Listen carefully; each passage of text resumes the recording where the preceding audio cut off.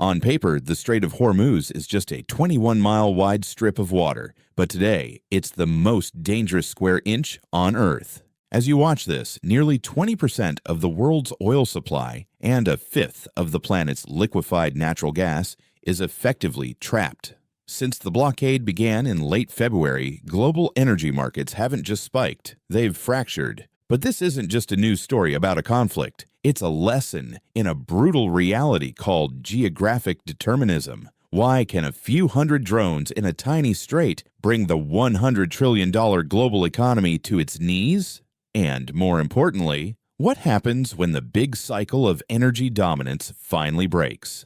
To understand the crisis of March 2026, you have to understand the Artery Problem. The Strait of Hormuz is the only exit for the world's biggest energy producers: Saudi Arabia, Iraq, Kuwait, the UAE, and Qatar. In 1973, it was an embargo. In 2022, it was a pipeline explosion in the North Sea. But 2026 is different. This is the first time in history that precision drone warfare has met maritime insurance collapse. When Iran threatened the strait on March 2nd, the tankers didn't stop because of a physical wall. They stopped because the insurance vanished. Without insurance, a $200 million ship doesn't move. In 48 hours, the trickle became a stall. The impact is uneven. While the U.S. produces more oil than it consumes, it isn't immune. In a globalized market, a price shock in Hormuz is a price shock in Houston. For countries like the Philippines or Thailand, which import over half their energy through this exact choke point, this isn't an energy crisis. It's a civilization crisis.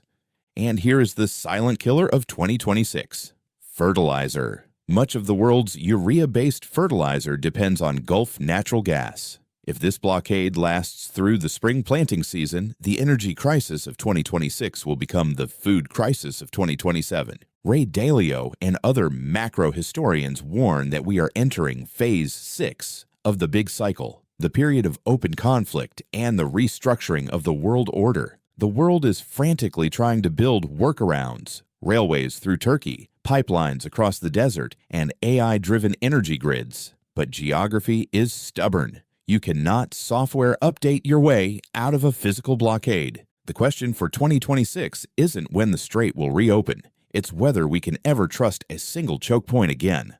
For more content like this, subscribe to our channel.